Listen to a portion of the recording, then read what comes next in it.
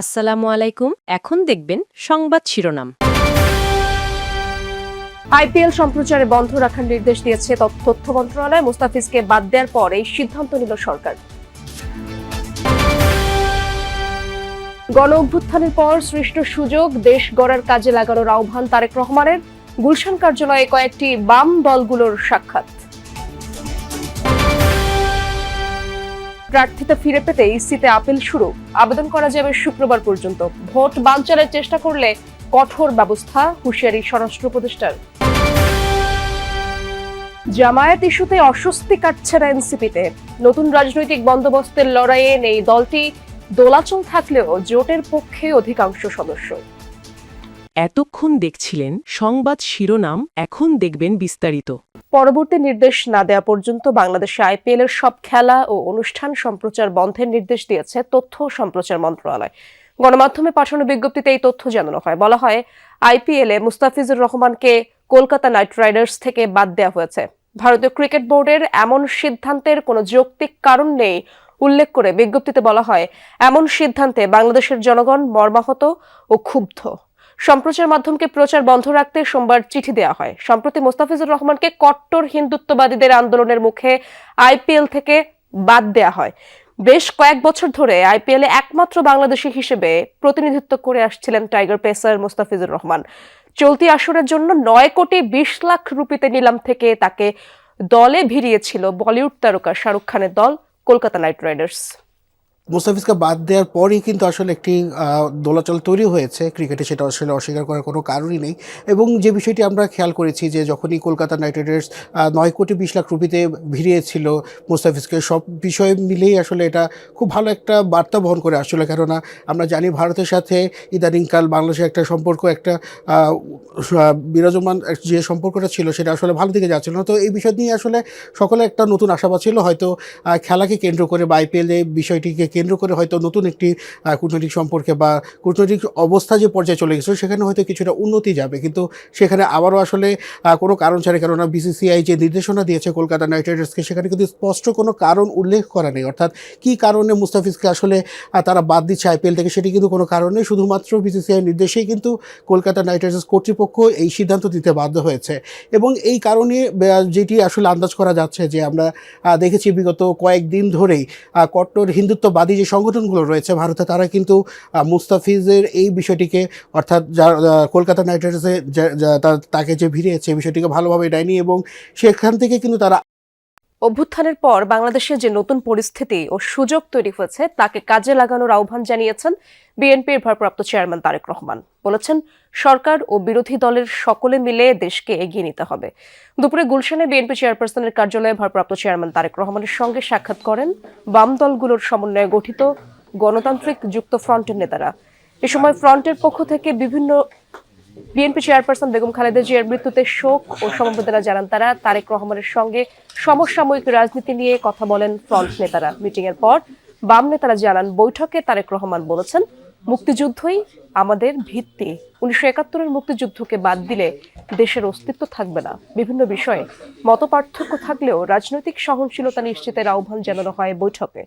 এ সময় আইনশৃঙ্খলা পরিস্থিতি নিয়ে উদ্বেগ জানিয়ে সুষ্ঠু নির্বাচন নিশ্চিতে জোর দেন বিএনপির ভারপ্রাপ্ত চেয়ারম্যান। ত্রয়োদশ জাতীয় সংসদ নির্বাচনে প্রার্থিতা বাতিলের বিরুদ্ধে আপিল কার্যক্রম চলছে। গতকাল যাচাই বাছাইয়ের শেষ দিন পর্যন্ত সারা দেশে 723 জনের মনোনয়নপত্র বাতিল করা হয়।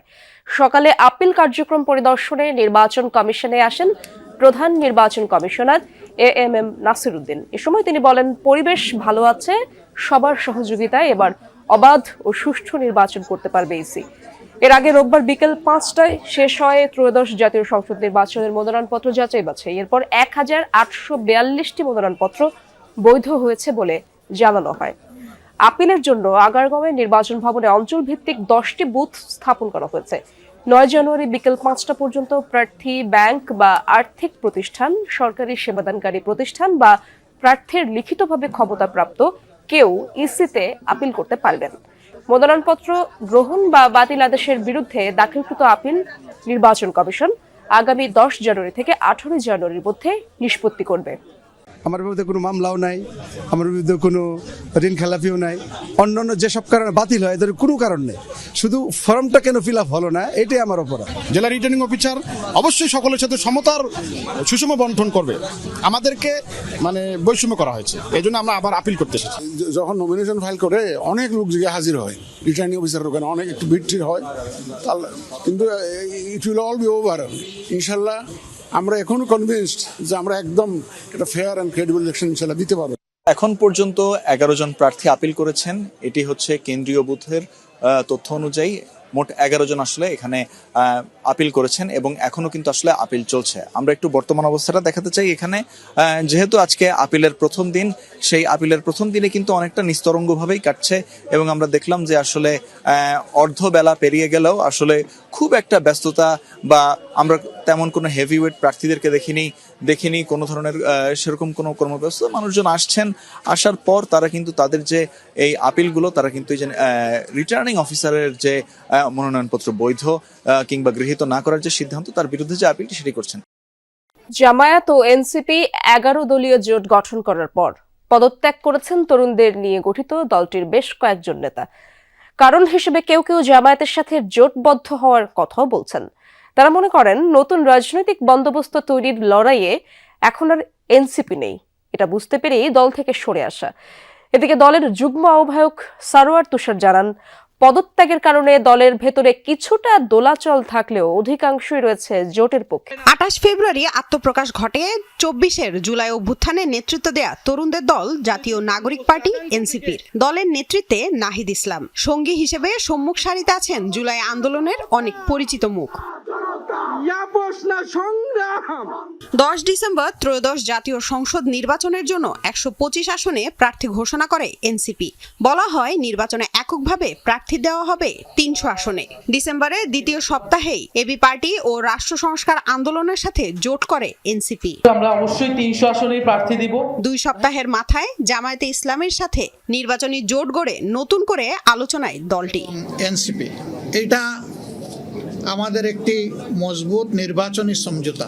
এরপরই দলের ভেতরে এ নিয়ে মতপার্থক্য দৃশ্যমান হতে থাকে। সিদ্ধান্ত পুনর্বিবেচনায় আহ্বান জানান 30 নেতা। জামায়াত জোটের সিদ্ধান্তে অটল থাকায় পদত্যাগের হিড়িকও শুরু হয়।